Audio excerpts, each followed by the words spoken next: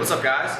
My name's Kevin and I'm back with a WOD Tip Wednesday. Today we're going to be going over the ring muscle up.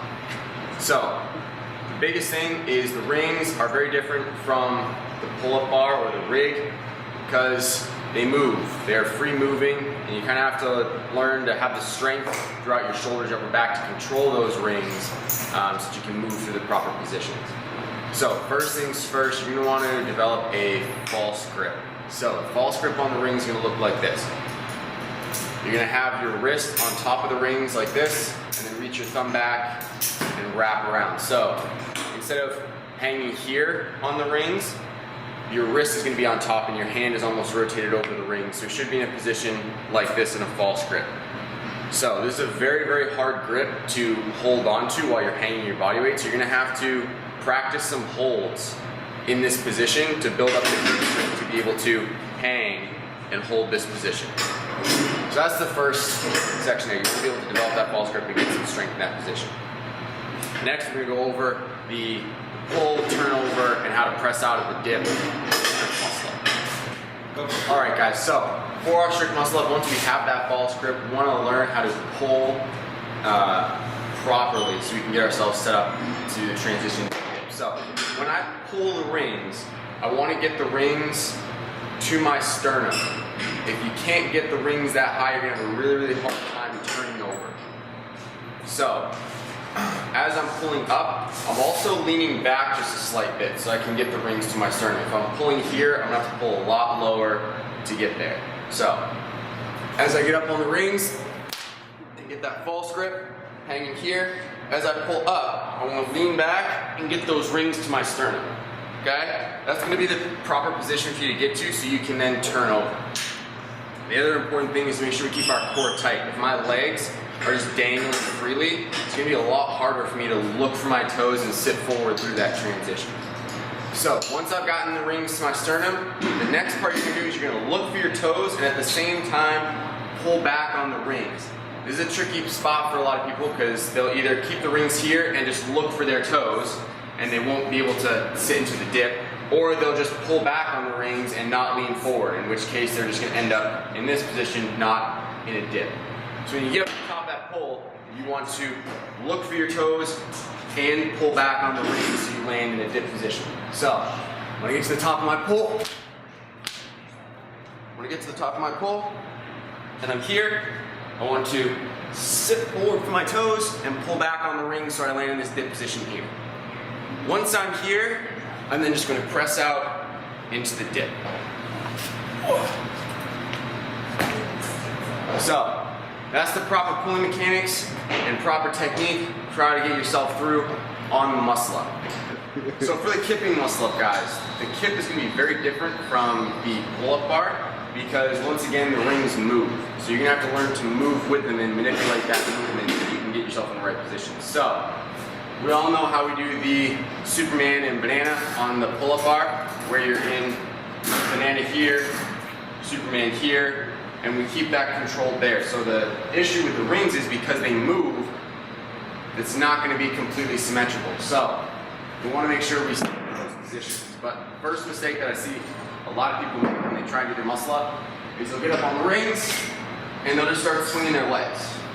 And this is the extent of their movement here.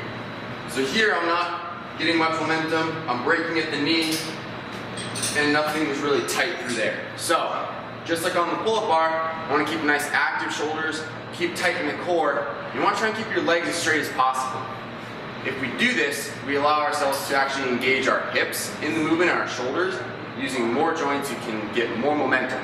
So, doing that is the difference between being here and being here. So I'm sure you can see there that the momentum is a lot more the second option, where I'm using my hips, keeping my core nice and tight, my legs are straight.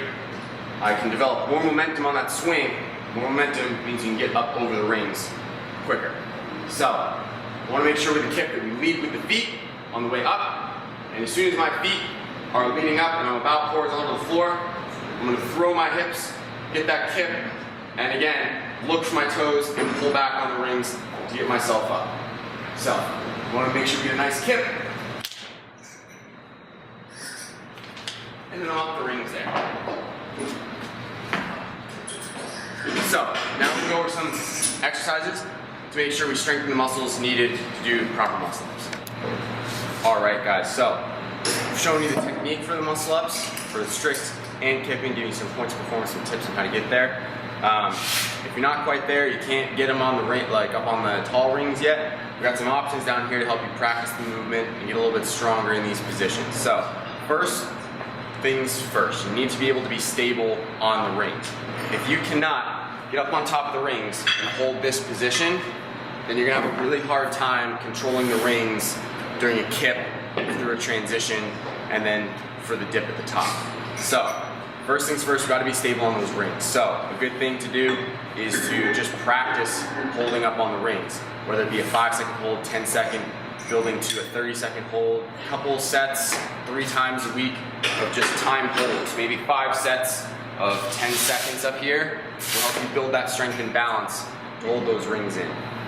So, the 2 strengthening exercises we're going to do is the transitions on the rings and dips. So, we want to be able to strengthen the dips so that once we get through that pull and catch at the top, we can then press out. So, we want to make sure we're doing dips on the rings. Doing them on the parallel bars won't really, they'll build some strength, but unless you learn to control the rings through the dip, it's going to be a different monster for you. So, for the ring dips, we want to make sure we start out locked out at the top. I'm going to come down, so that my bicep is on the top of the ring, and I'm going to press back out. So, anywhere between, depending on how hard these are for you, 3 to 5 sets, 3 to 5 reps. You can add weight, you can hold a dumbbell between your legs, add a weight vest if these are easy for you. The stronger we can be in the dip, the easier the muscle up's going to be. The next part is going to be the transition. So, you can do these feet supported on a box or not. We've gone over these in class where I get that false grip and I'm going to have myself suspended below the rings, and you just want to do pausing intervals. So I'm going to come up to here and I'm going to pause. And this pause here is going to help me build strength through the upper back. You're using your legs to support yourself a little bit, but try and keep that back engaged. So I'm going to do here. You can do sets of pauses there. Again, like 3 to 5 sets of 10-second pause at the top there, like 3 reps with a 10-second pause. That would be really, really good to work up to. If you can't do that, just as long as the pause you can manage, 3-second pause, 2-second pause, or just doing ring rows with the false grip will help you build that strength in your upper back to get that pull. Once we're there, once we've built up some strength in the pause, we're just going to work the transition. So we're going to come from, again, down here, pull up to a pause. I'm going to pull through and get to here. And I'm going to come back to this position here, pause for a sec, and then pull the rings back and sit through. The less and less you can use your legs, the more you're going to build the strength that can be used up on the rings when you don't have your legs to support you. But these are some really great exercises for developing the strength and technique for getting that first muscle. Hope you guys enjoyed the video. Hope you found the tips useful, and we'll see you next week.